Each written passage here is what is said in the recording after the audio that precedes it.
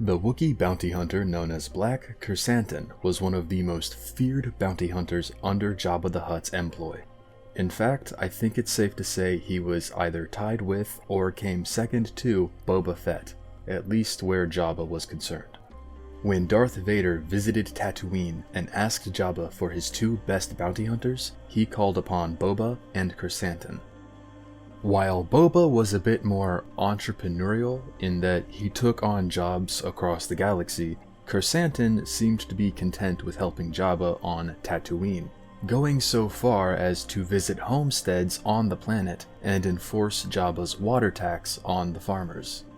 Jabba had trusted Black Krrsantan's skills and abilities so much that when somebody powerful started defending the farmers from Jabba's thugs, Obi-Wan Kenobi, he sent the Wookiee bounty hunter to deal with this mysterious stranger. Although he was unsuccessful in this specific endeavor, and soon after, Krrsantan had to work his way back into Jabba's good graces.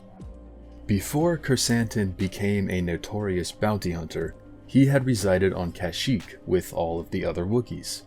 He was eventually shunned by his own people, very likely because he had attained a Mad Claw status, which is basically when a Wookiee uses their claws against another Wookiee. Using one's claws against another Wookiee is considered taboo in Wookiee culture, and those that do so are deemed Mad Claws. While this is a Legends concept, it's implied that Krrsantan had attained a similar status amongst the Wookiees of Kashyyyk. Because of this, Krrsantan wanted to get off-planet, so he willingly got himself captured by Trandoshan hunters, who then transported him to a pair of criminals called the Krzanti brothers. These two brothers ran their own trafficking business, where they found or kidnapped people and then trained them to be gladiators. Once the Krzanti brothers were finished training their gladiators, they would sell them to the highest bidder. Such was the case with Black Krrsantan.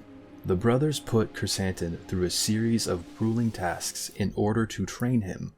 They also physically augmented his fists by lining them with metal to make him more deadly in combat.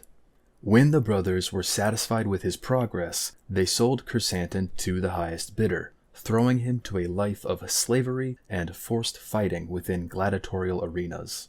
Eventually, though, he escaped that life and made a name for himself as a bounty hunter.